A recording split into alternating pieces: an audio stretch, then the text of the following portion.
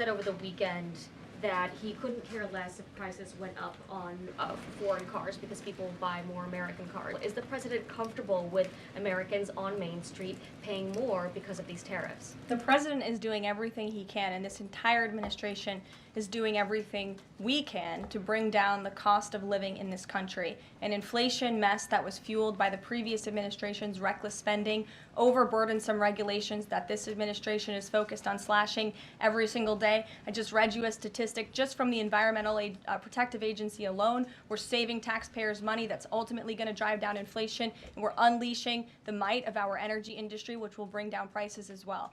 To the heart of your question, because this is very important to the American people, you should trust what this president did for you in his first term. He effectively utilized tariffs while driving down inflation. It was a record low 1.4% when he left office, and he's focused on getting back to that. It's unfortunate the previous administration left us in this mess.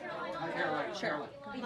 Representative Anna Paulina Luna left the Freedom Caucus over their lack of support for her bill that would allow new parents to proxy vote around 12 weeks around the birth of their baby. Does the president support that bill?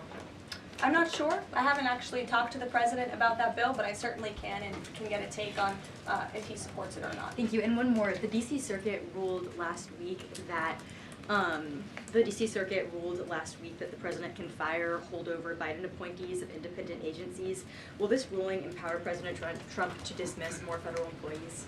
Well, the president has given the responsibility to his cabinet secretaries to hire and fire at their respective agencies, and they reserve that right. You saw the Secretary of Health and Human Services announced more layoffs today. This is all part of the administration's effort for a mass reduction in force in the federal bureaucracy here in Washington, D.C. to save American taxpayers money.